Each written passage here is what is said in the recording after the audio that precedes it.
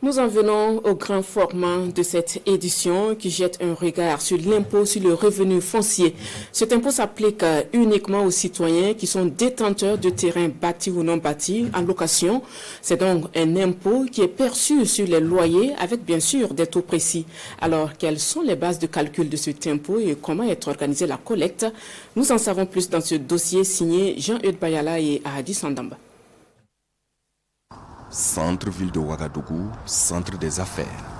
C'est une multitude d'immeubles qui abritent des commerces pour certains et des services administratifs pour d'autres. Tout comme ici, des immeubles poussent un peu partout dans la capitale burkinabé à des usages divers. Ici, tous ne sont pas propriétaires, il y a également des locataires.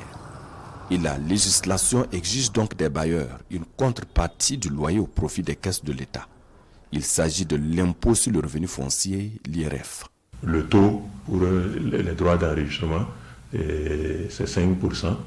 Et pour les immeubles à usage autre que d'habitation, et ça frappe le loyer annuel. Voilà. Et pour les immeubles à usage d'habitation, c'est 3%. C'est un impôt qui regroupe les revenus de loyer des propriétés bâties et non bâties, des usines, y compris les outillages attachés à perpétuelle demeure.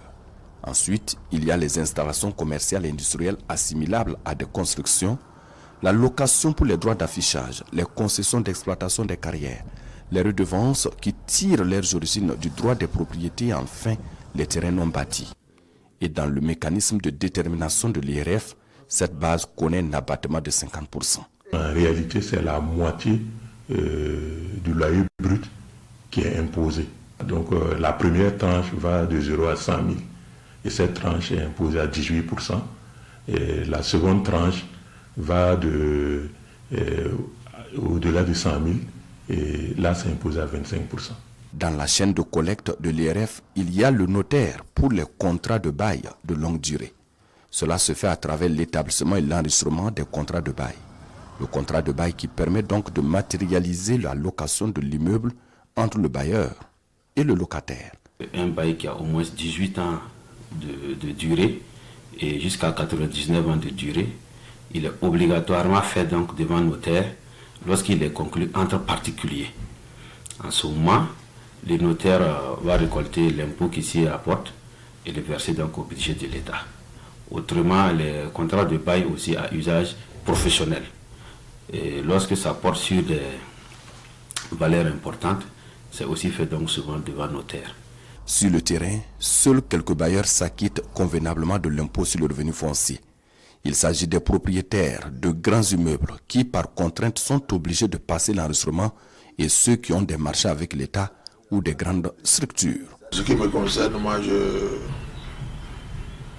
nous avons signé un document qui permet à l'État d'enlever directement sa part. Quand on me fait ma location, c'est que c'est déjà coupé à l'avance par le trésor. C'est depuis longtemps qu'on a signé ça. Bien qu'il soit parmi les anciens impôts, l'impôt sur le revenu foncier constitue une sorte de niche fiscale, en ce sens que les agents des impôts rencontrent de nombreuses difficultés pour sa collecte. Aussi, la majorité des Burkinabés, tant qu'ils n'ont pas besoin d'un document qui l'exige, ils ne s'acquittent pas de leur IRF, déplore Pierre Zida. Il faut donc sensibiliser davantage les citoyens sur la nécessité de contrats de bail pour toute location, étant donné que cet impôt est assis sur ce dernier. Pour cette année 2023, environ 8,3 milliards de francs CFA sont attendus pour la seule ville de Ouagadougou au titre de l'impôt sur le revenu foncier. Un défi majeur pour la Direction générale des impôts.